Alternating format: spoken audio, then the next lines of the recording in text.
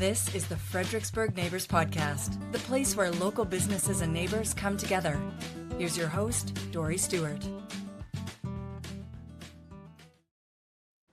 Welcome back to another episode of the FXBG Neighbors Podcast, where we share the stories of our favorite local brands. I have a special guest joining me today. We've got Tanner joining us. He is with Commonwealth Piano. Tanner, welcome to the podcast. Thanks. It's good to be here.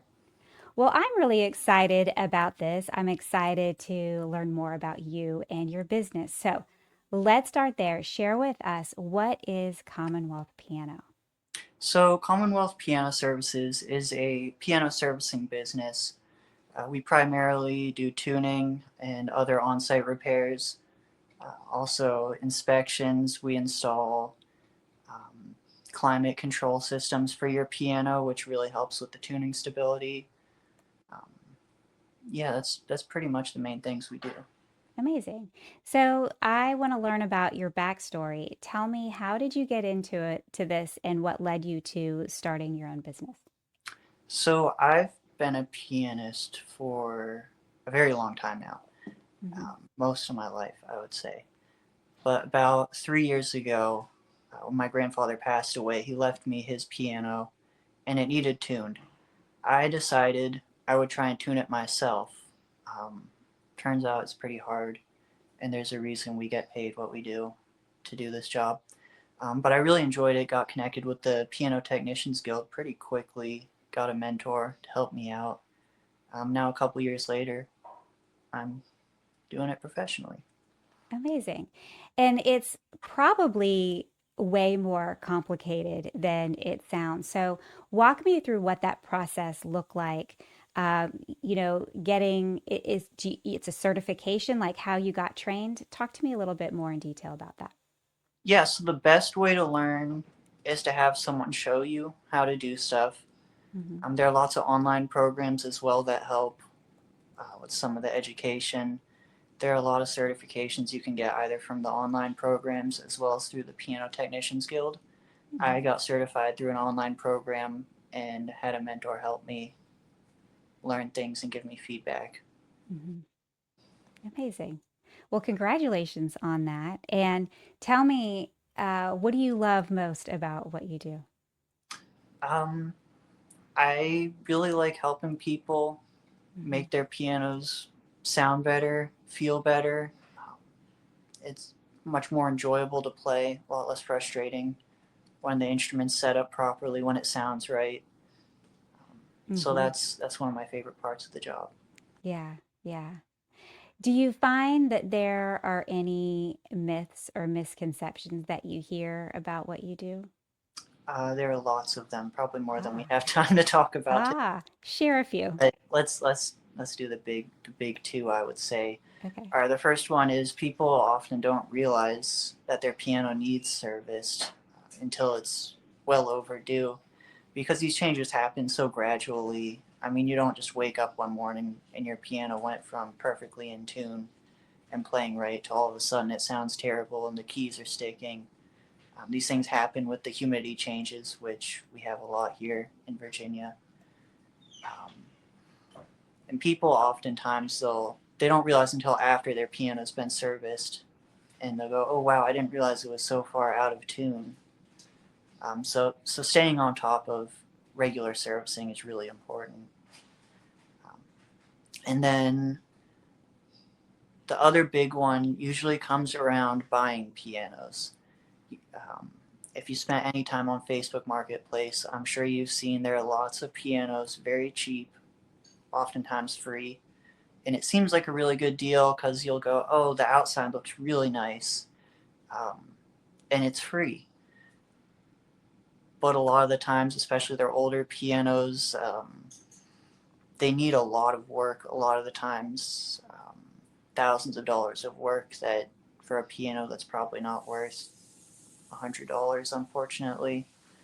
Um, so definitely have someone look at a piano before you buy it, because there are great deals there too. Like the piano behind me, I got on Facebook, and it's incredible.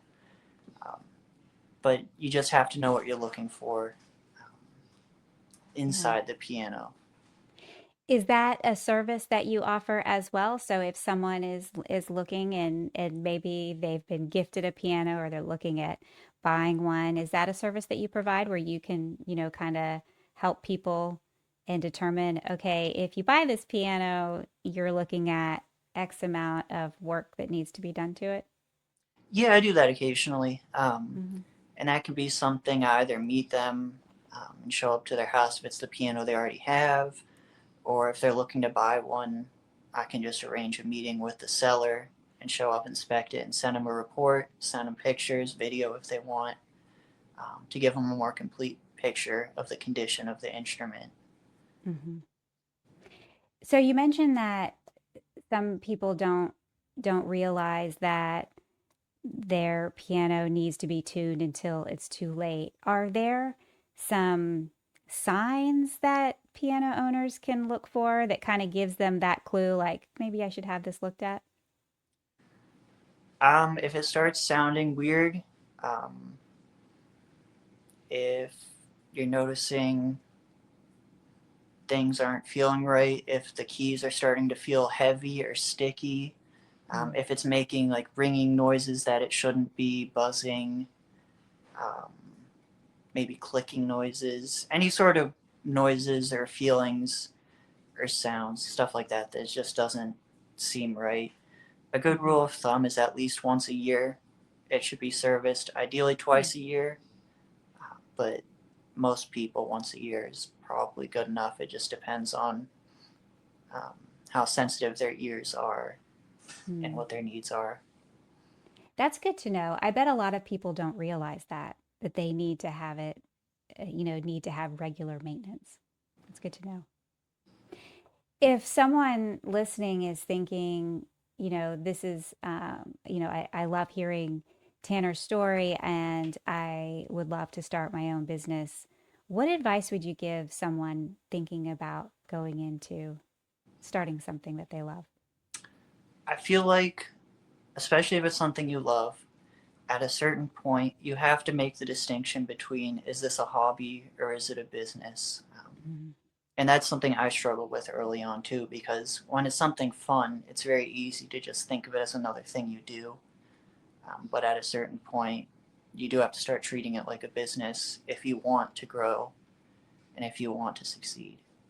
Yeah. Yeah, that's really good advice. I think a lot of people love something and they love doing that thing and then they start a business and then they realize, oh wait, I'm not doing that thing as much as I thought because now I'm doing bookkeeping and I'm doing marketing and I'm doing all of this other stuff and I don't actually get to do what I love as much as I thought. Yeah, especially because especially if you're doing everything yourself too. You're learning, Hmm. spending a lot of time learning things that maybe you aren't really that passionate about, but they got to get done. Yeah, yeah. So talk to me about your service area. Do you cover, you cover Stafford? Do you cover beyond the Fredericksburg area? So probably the easiest way to define it would be I will go as far north as Woodbridge. I don't like to go farther north than that just because of all the Beltway traffic gets crazy and Mm-hmm. unpredictable. Other than that, as far as west, east, and south of Stafford, which is where I'm located, I would go about an hour away from that. Is my regular service area. Mm-hmm. So Fredericksburg, Spotsylvania, King George, those are probably the three biggest areas for me Mm-hmm. right now. But Yeah, anywhere in that region. gotcha. That's good to know. What is something that you wish the listeners knew about Commonwealth Piano Services? I would say that I want to help you primarily, and I want to make music more enjoyable for you. Mm, that's good. Is there anything that we haven't talked about yet that you would like the listeners to know? I don't think so. I feel like we did a pretty good job covering everything. Amazing.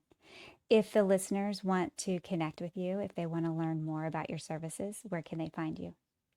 They can find me at my website, which is commonwealthpiano.com, and they can reach me by phone or social media, which if you scroll down to the bottom of my page, all that information is there, my email address, phone number, social media links.